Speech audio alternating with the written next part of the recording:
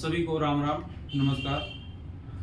आज आपके बीच में क्लास 9th का मैथ पढ़ाया जाएगा और क्लास 9th के का मैथ पूरा कंप्लीट किया जाएगा और यह मैथ NCERT बेस्ड है और हिंदी और इंग्लिश दोनों भाषाओं में बिल्कुल सरलता के साथ आप लोगों के बीच में पहुंचेगा। और हम आज 9th क्लास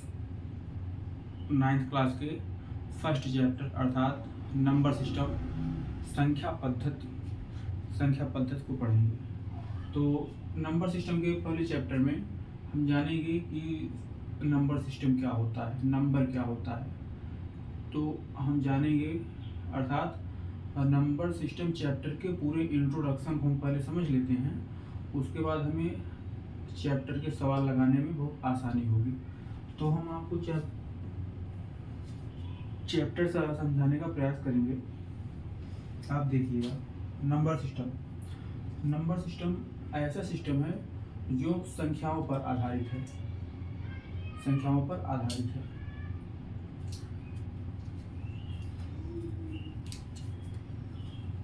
संख्या अर्थात हम यहाँ बेसिक से समझेंगे कि संख्या नंबर, और नंबर हम जानेंगे पहले नेचुरल नंबर, होल नंबर और इंटीजर। यहाँ पर आपकी चैप्टर में जो जो अति आवश्यक है मैं उन सभी को बेसिक से बिल्कुल समझाने का प्रयास करूँगा। पहला है नेचुरल नंबर।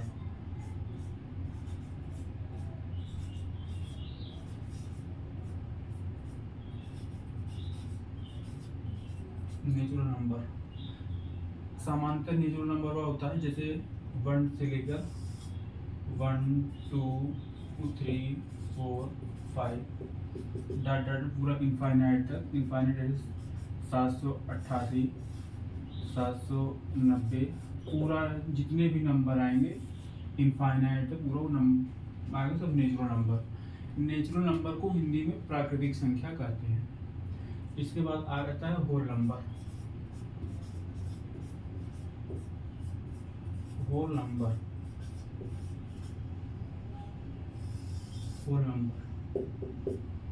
नंबर को हिंदी में कहते हैं पूर्ण संख्या।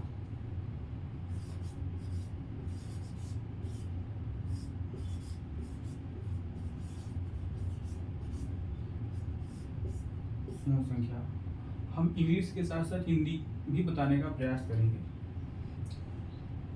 तो नेचुरल नंबर को कहते हैं प्राकृतिक संख्या।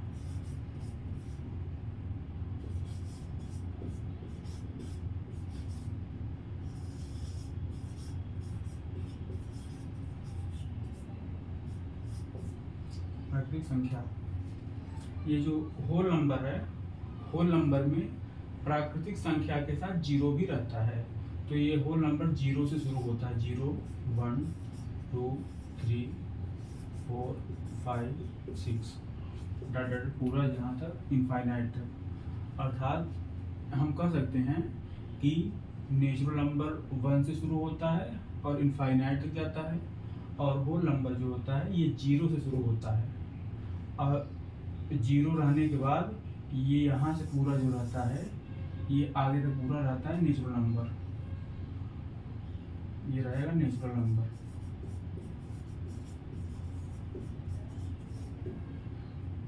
अर्थात होल नंबर 0 और नेचुरल का योग रहता है। इसके बाद समझेंगे इंटीजर। इंटीजर को हिंदी में बोलते हैं पूर्णांक।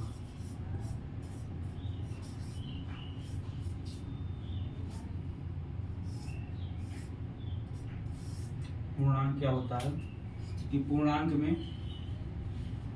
में निगेटिव नेचुरल नंबर आता है और पॉजिटिव नेचुरल नंबर आता है, और निगेटिव और पॉजिटिव नेचुरल नंबर के साथ साथ जीरो भी रहता है। हम इसको लाइन पर समझने का प्रयास करते हैं। ये मान लेते हैं 0 है और 0 के दाएं साइड पॉजिटिव नंबर होता है 1 2 +3, और बाएं साइड माइनस नंबर होते हैं -1 -2 -3। ये इनफाइनाइट तक इधर होते हैं और इनफाइनाइट तक इधर होते हैं। तो देखिए ये जो है ये पॉजिटिव नेचुरल नंबर है और ये निगेटिव नेचुरल नंबर है, और बीच में जीरो है, बीच में जीरो भी है। तो इंटीजर जो होता है, इंटीजर निगेटिव नेचुरल नंबर और पॉजिटिव नेचुरल नंबर आता है, और इन दोनों के साथ में जीरो भी रहता है। तो आप इसको तीनों को समझिए। और मैं आपसे बताना चाहता हूँ कि अगर आप पूर्ण रूप से पढ़ना चाहते हैं तो आप पहले मैं जितना पढ़ा रहा हूँ आप उसका नोट्स बनाइए, और एक एक चीज़ बड़े आराम से समझिए, कोई जल्दबाजी नहीं है, आराम से समझेंगे तो बहुत बढ़िया समझ में आएगा। बेसिक है, बेसिक है, बिल्कुल बेसिक से समझने का प्रयास करेंगे, बहुत बढ़िया समझ में आएगा। आप इसको देखिए, और आप अगर चाहें तो स्क्रीनशॉट भी ले लीजिए। स्क्रीनशॉट ले करके आप इसको नोट करिए, उसके बाद हम आगे भी बताने का प्रयास करेंगे। इन तीनों को पढ़ने के बाद आगे हम पढ़ेंगे rational number, rational number, irrational number, ये सब क्या होता है, ये सब पढ़ेंगे।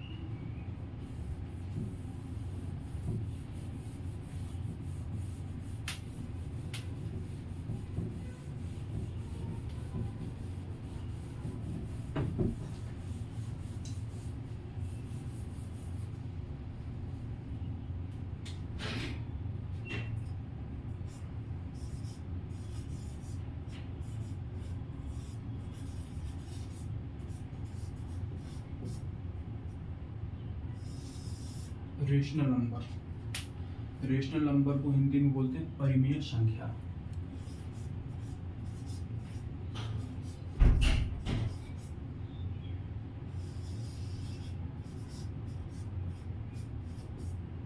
परिमेय संख्या हम जानने का प्रयास करेंगे, परिमेय संख्या का क्या होती है।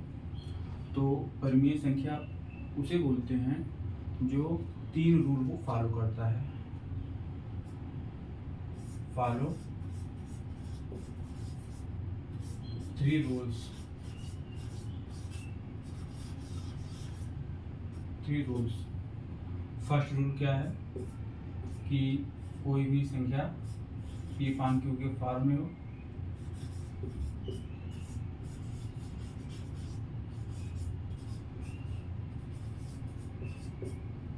सेकेंड है कि ये Q does not equal to 0 हो। और थर्ड क्या है कि P and Q both are integers।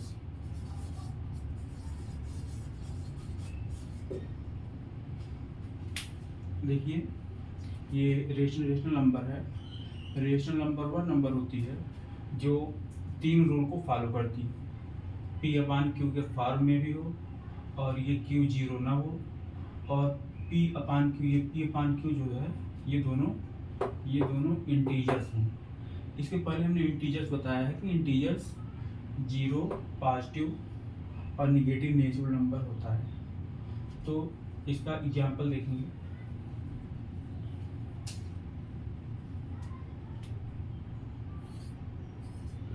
Example देखेंगे, जैसे 2/3, ये 2/3 देखिए, ये 2 है, 2 और 3, ये P/Q के फॉर्म में है। ये P, ये Q, ये P/Q के फॉर्म में है। पहला रूल फॉलो किया। उसके बाद ये जो Q है, ये Q 0 नहीं है। देखिए ये सेकेंड रूल भी फॉलो कर रहा है क्योंकि Q 3 है। उसके बाद P और Q दोनों इंटीजर्स हैं। देखिए ये 2 भी इंटीजर्स होता है और 3 भी इंटीजर्स होता है।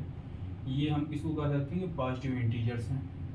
इसके बाद एक एग्जाम्पल और देखेंगे, 7/9। ये देखिए, ये पी अपान क्यू के फॉर्म में है, पी और क्यू, देखिए पी और क्यू के फॉर्म में भी है, और ये क्यू जो है ये क्यू जीरो नहीं है, ये भी फॉलो कर रहा है, और ये पी और क्यू दोनों इंटीजर्स हैं। तो इंटीजर्स होने के लिए तीनों रूल फॉलो करना होता है, तो ये तीनों रूल फॉलो कर रहा है। इसके बाद एग्जाम्पल और देख लेंगे कि 8/207, ये भी देखिए इंटीजर्स, ये दोनों इंटीजर्स हैं, और ये क्यू जीरो नहीं है और पी अपान क्यू के फॉर्म में है, इसलिए यह भी रेशनल नंबर होगा, अर्थात परिमेय संख्या होगी। अब हम देख लेते हैं 2। अब आप बताइए ये 2 भी रेशनल नंबर है कि नहीं। तो हम कह सकते हैं कि 2 भी रेशनल नंबर है, क्योंकि 2 के नीचे अगर किसी भी कोई भी संख्या सामान्य लिखी है तो उसके नीचे हम 1 लगा सकते हैं। जब 1 लगाएंगे तो ये पी अपान क्यू के फॉर्म में हो गया है, ये देखिए पी अपान क्यू, ये पी है ये क्यू है, तो पी अपान क्यू के फॉर्म में है, और क्यू जीरो नहीं है, क्यू जीरो नहीं है। ये सेकेंड भी फॉलो कर रहा है, और थर्ड बोथ आर इंटीजर्स, दोनों इंटीजर्स भी हैं, 2 भी इंटीजर्स है 1 भी इंटीजर्स है, तो इसलिए ये भी रेशनल नंबर होगा।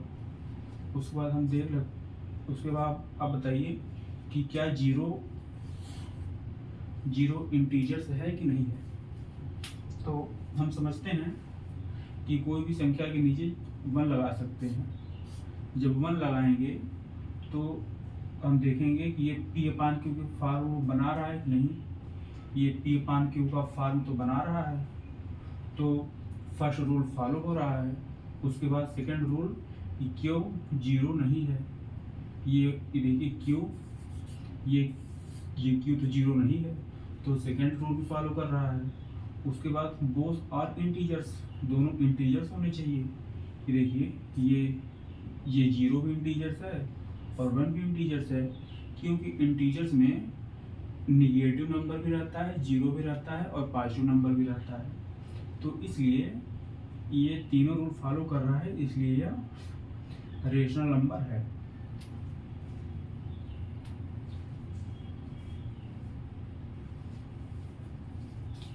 Rational number. उसके बाद और देखिए, जैसे यहाँ 1/0। अब आप बताइए कि क्या ये रेशनल नंबर है कि नहीं। देखिए पी अपान क्यू, ये पहला रूल तो फॉलो कर रहा है। उसके बाद सेकंड रूल क्या है कि ये क्यू जो है, ये जो हर में लिखा हुआ है ये जीरो नहीं होना चाहिए, लेकिन यहाँ जीरो हो रहा है, तो ये क्यू जीरो नहीं होना चाहिए, बट यहाँ जीरो हो रहा है, तो यह सेकंड रूल को फॉलो नहीं कर रहा है। जब सेकंड रूल को फॉलो नहीं करेगा तो यह रेशनल नंबर नहीं होगा, ये रेशनल नंबर नहीं होगा।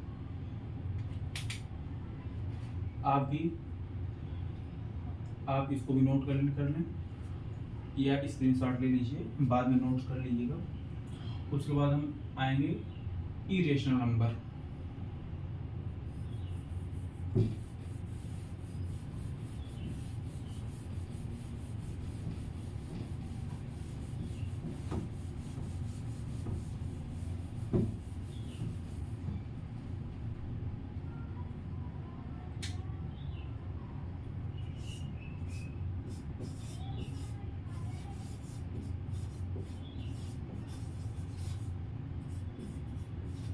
इरेशनल नंबर, इसको हिंदी में बोलते हैं अपरिमेय संख्या।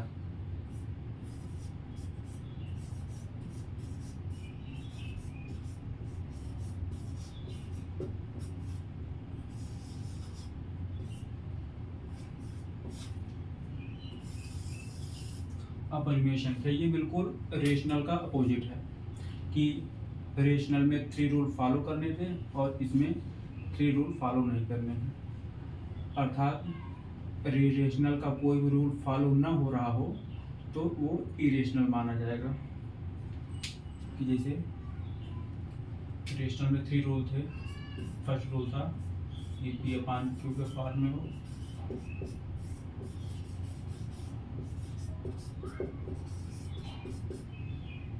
फॉर्म में हो और Q0 न हो, और थर्ड रूल था कि P एंड Q दोनों इंटीजर्स हों।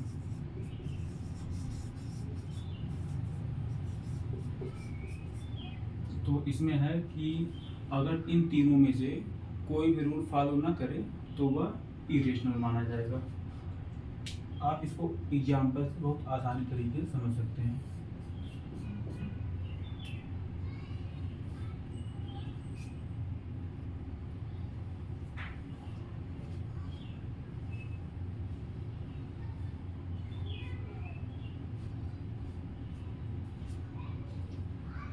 इसको बहुत आसानी तरीके से समझ सकते हैं कि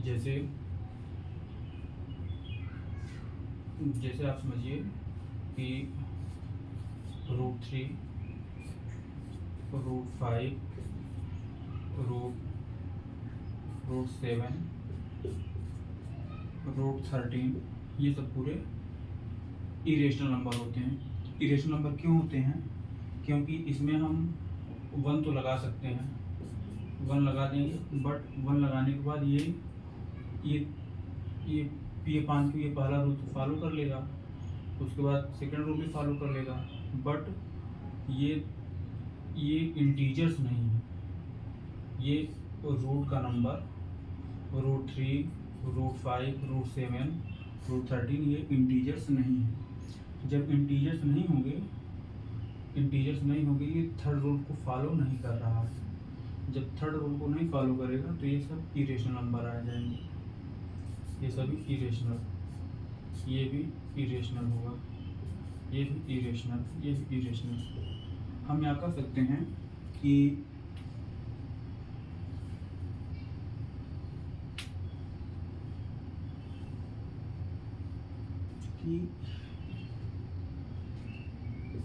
it should not be a complete root। अर्थात इरेशनल नंबर वो होंगे जो कंप्लीट रूट में नहीं होंगे। अर्थात जिसका कंप्लीट रूट निकल जाता है वो इरेशनल नहीं होगा। जैसे एग्जांपल देखिए यहाँ पे, जैसे 4, क्या आप इसको कह सकते हैं कि ये इरेशनल नंबर है? नहीं, क्योंकि ये कंप्लीट रूट है। जब कंप्लीट रूट इसका 4 का अंडर रूट 4 का 2 होगा, जब ये 2 हो जाएगा तो यहाँ अपान 1 करके ये P/Q ये पहला रूल फॉलो किया, उसके बाद ये Q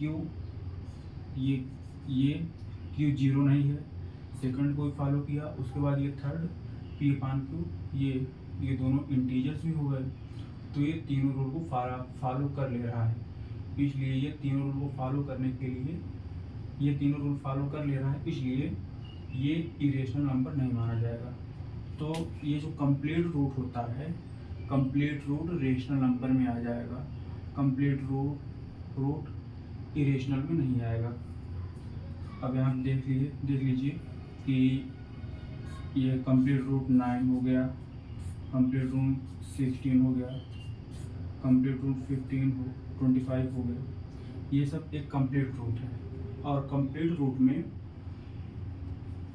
रूट जो होता है वो इरेशनल नहीं होता है, वो डायरेक्ट ही रेशनल में चला जाएगा। इसके और भी एग्जाम्पल हैं, और एग्जाम्पल से भी आप समझ सकते हैं। देखिए, इसको नोट कर लीजिए और आगे बताते हैं आपको।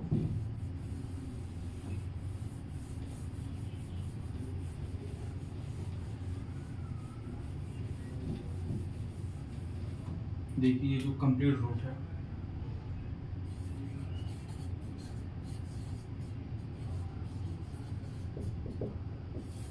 कंप्लीट रूट जैसे 4 ये 2 हो गया, 16 4 हो गया, 36 6 हो गया, और भी आप देख सकते हैं जितना होगा। ये जो कंप्लीट रूट है, ये कंप्लीट रूट इरेशनल में नहीं आएगा, ये कंप्लीट रूल तीनों रूल को फॉलो कर लेगा। जैसे ये 2/1 लिख सकते हैं इसको, ये P अपान Q के फॉर्म में हुआ, ये पहला रूल को फॉलो किया। उसके बाद ये Q0, ये जो 1 है ये 0 नहीं हुआ। जब 0 नहीं हुआ तो ये सेकेंड रूल को फॉलो कर ले रहा है। उसके बाद थर्ड में आता है कि P अपान Q ये दोनों इंटीजर्स होने चाहिए। जब ये दोनों इंटीजर्स होंगे, ये दोनों देखिए 2 भी इंटीजर्स है 1 भी इंटीजर्स है। जब दोनों इंटीजर्स हैं तो ये तीनों रूल को फॉलो कर ले रहा है, इसलिए यह √4 वो रेशनल नंबर हो जाएगा,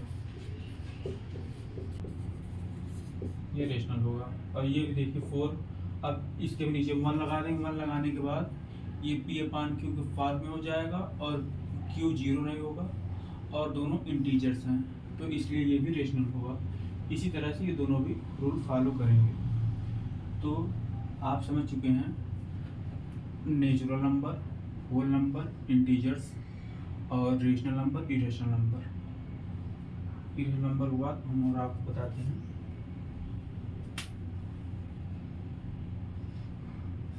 बन गई। हम यहाँ पर देखेंगे कि इरेशनल नंबर को नंबर लाइन पर प्लॉटिंग करना। आपके बुक में एग्जाम्पल है कि नंबर लाइन पर √2 को प्लॉट करना और √3 को प्लॉट करना। यहाँ पर √2 और √3 को प्लॉट करना हम सीखेंगे। तो सर्वप्रथम हम देखते हैं √2 को प्लॉट करना। √2 को प्लॉट करेंगे नंबर लाइन पर। ये नंबर लाइन हो गया। नंबर लाइन में यहाँ पर मिडिल में 0, इस तरफ पॉजिटिव, इस तरफ और इस तरफ निगेटिव होगा। तो अब यहाँ √2, अब √2 को यहाँ पर देखेंगे पाइथागोरस थ्योरम की सहायता से। जो पाइथागोरस थ्योरम क्या होता है कि एक समकोण त्रिभुज होगा, समकोण त्रिभुज होगा, उसमें ये एंगल होगा 90 डिग्री का और उसमें ये बेस को हिंदी में बोलते हैं आधार और ये हाइपोटेन्यूज H, हाइपोटेन्यूज को हिंदी में बोलते हैं कर्ण।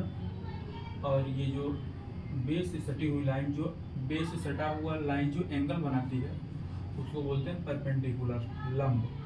हिंदी में परपेंडिकुलर को लंब बोलते हैं, P से डिनोट करते हैं परपेंडिकुलर।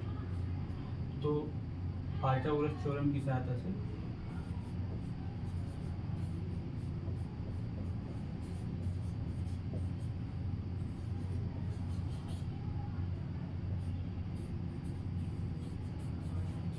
पाइथागोरस थ्योरम क्या कहता है कि h² बराबर p² प्लस b², कि ये जो हाइपोटेन्यूज है, ये हाइपोटेन्यूज का square plus perpendicular square plus base square. इसी को हम लिखते हैं h =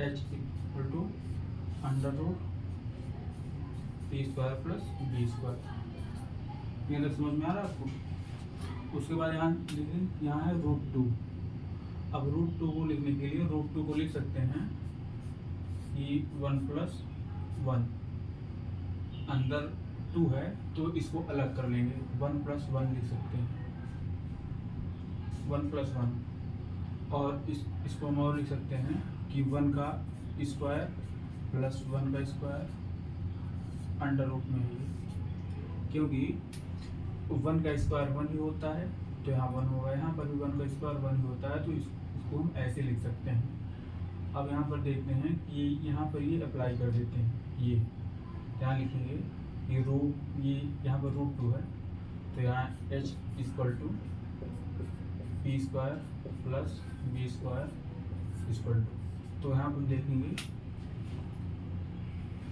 जगह की कमी पड़ रही है तो हम आपको इसको देख लीजिए, उसके बाद हम फिर से समझाते हैं इसको। या स्क्रीनशॉट ले लीजिए या नोट कर लीजिए। उसके बाद यहाँ आप देखेंगे देखिए हमने पढ़ा कि √2 बराबर 1 स्क्वायर प्लस 1 स्क्वायर ये अंडर रूट में है। यहाँ पर h बराबर p square plus b square, तो यहाँ से h का वैल्यू √2, h बराबर √2, p का वैल्यू 1, यहाँ p के स्थान पर देखिए 1 लिखा है, p के स्थान पे 1, तो p का वैल्यू 1 होगा और b के स्थान पर 1 है तो b भी 1 होगा। तो h नहीं, हाँ देखिए, तो यहाँ h का मान √2, p का 1, b का 1, और हम नंबर लाइन पर देखेंगे। तो नंबर लाइन में ये जो b होता है, b देखेंगे, देखिए ऐसे पूरा हम समझे थे, ये b है, ये h है, ये p है। तो यहाँ अब देखिए b यहाँ 0 से यहाँ से 1 सेंटीमीटर लाइन है, तो हम यहाँ इसको मान लेंगे 1, ये यहाँ तक हो गया। उसके बाद यहाँ पे आप सेमी सर्कल की सहायता, सेमी सर्कल होंगे, उसके बाद यहाँ पे आप सेमी सर्कल बनाने के बाद यहाँ आप आर्क लगाएंगे, आर्क होता है चाप, एक यहाँ लगाएंगे, फिर यहाँ लगाएंगे, फिर यहाँ से ऐसे, फिर यहाँ से ऐसे लगाने के बाद लाइन खींचें बिल्कुल सीधी, ये लाइन बन गया। तो यहाँ पर देखिए, यहाँ पर ये बेस है, बेस हमने माना है 1, देखिए ये बेस पे 1 है बेस। उसके बाद यहाँ मान लेंगे ये जो है, ये लाइन आई है, ये है P, ये है P अर्थात परपेंडिकुलर। उसके बाद परपेंडिकुलर 1, ये भी 1 है,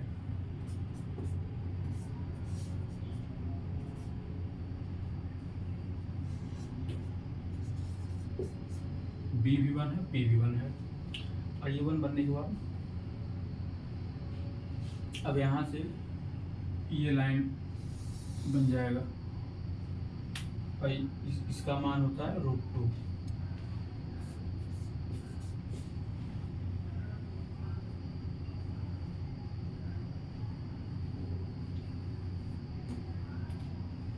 ये √2 बन गया।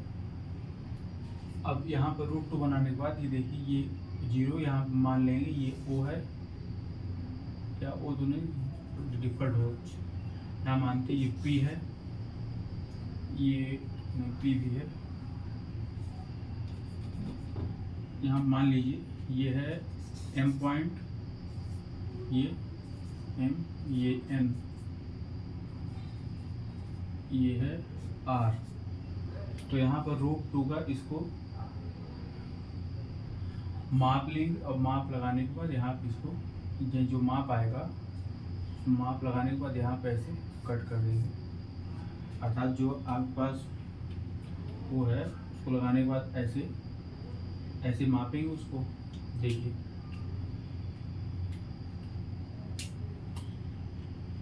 यहाँ पे उसको माप लेंगे, यहाँ तक आया, उसको यहाँ मापने के बाद यहाँ से उसको लगा चाप लगा दें। देखिए यहाँ पर आ रहा है, तो √2 यहाँ पे आ जाएगा, तो ये उसका पॉइंट है, ये √2 तक।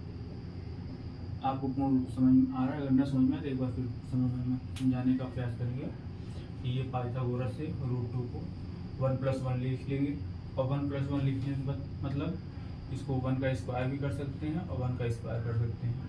उसके बाद पाइथागोरस थ्योरम ये कहता है ये h = p² + q²,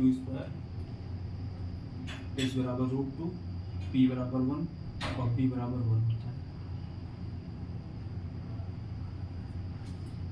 ये b base, h hypotenuse, p perpendicular, Hindi में ये कर्ण है,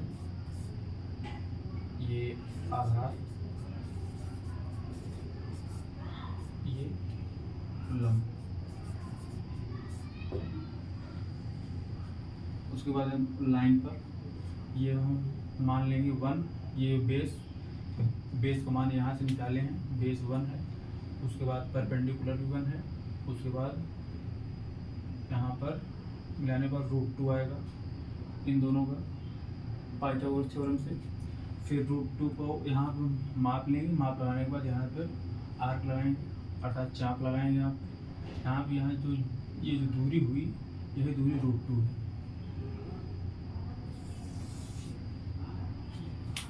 आप इसको देख लीजिए और नोट कर लीजिए। इसके बाद आगे बताते हैं √3 का। स्क्रीनशॉट ले लीजिए या नोट कर लीजिए पॉज करके। उसके बाद देखिए √3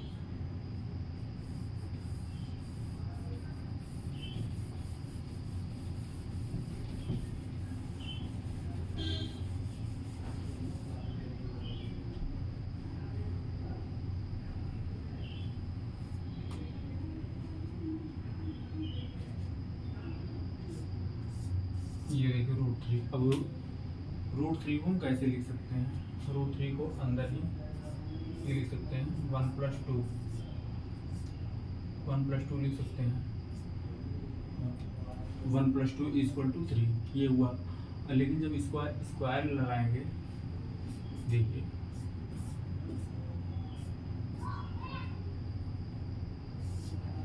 1 का स्क्वायर और प्लस यहाँ जब 2 का स्क्वायर लगाएंगे तो ये 2 का स्क्वायर 4 + 1 ये 5 हो जाएगा, यहाँ आना चाहिए 3।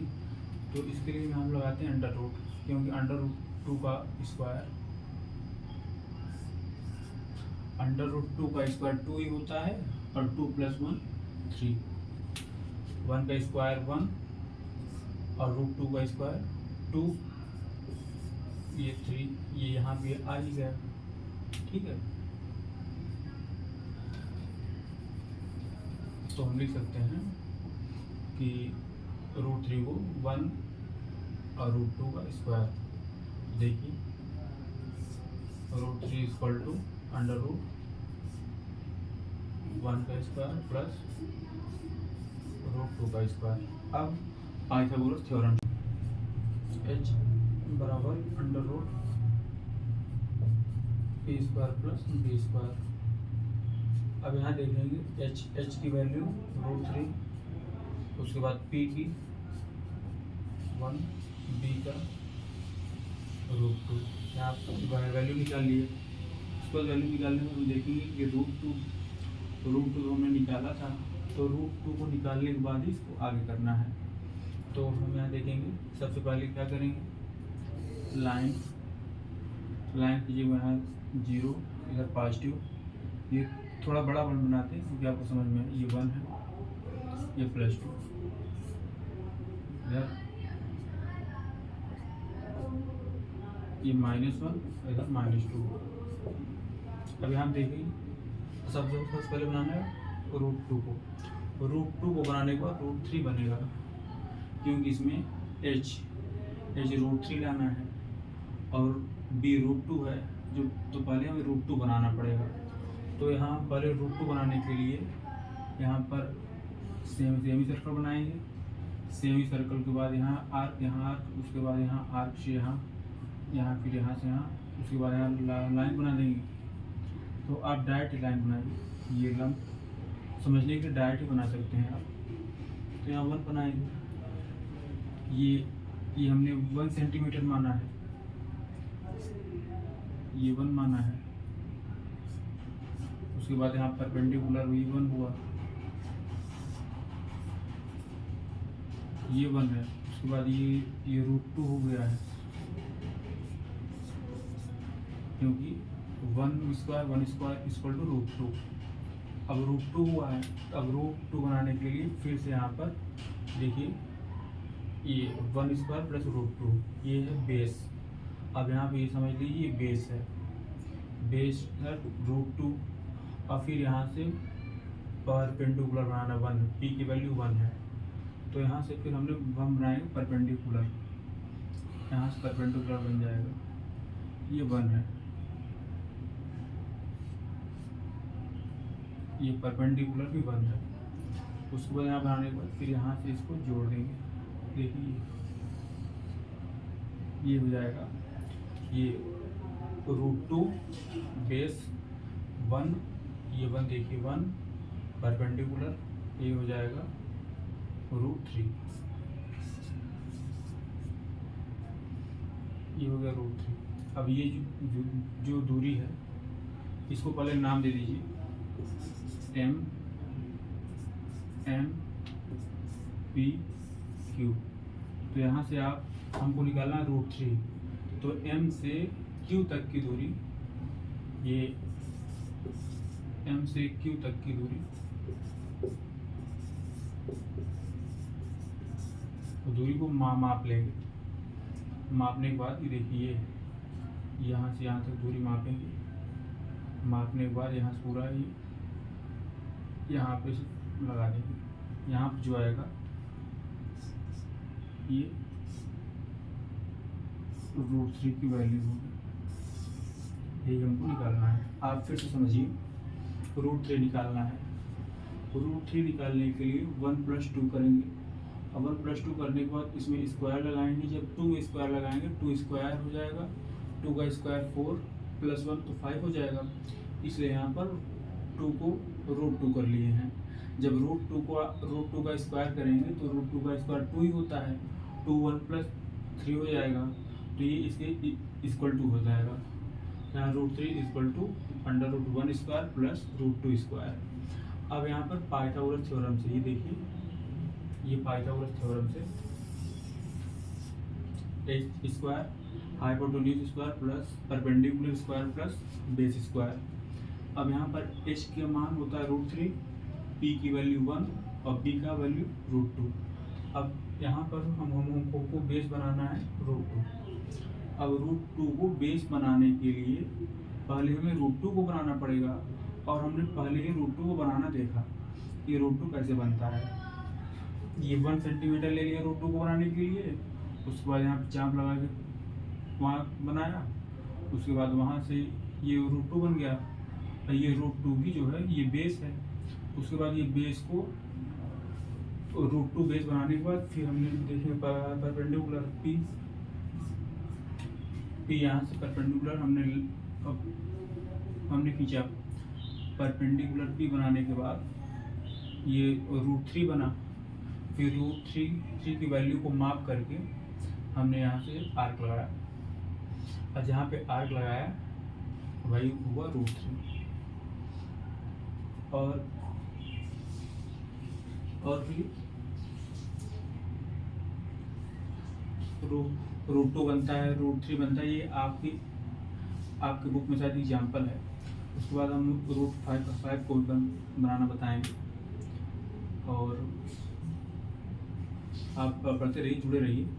और हम नेक्स्ट वीडियो में अभी और भी चीज़ें बताना है कि टर्मिनेटिंग क्या होता है, नॉन टर्मिनेटिंग क्या होता है, रिकरिंग नॉन रिकरिंग, इन सबको बताया जाएगा। और ठीक है, और भी आगे बताया जाएगा।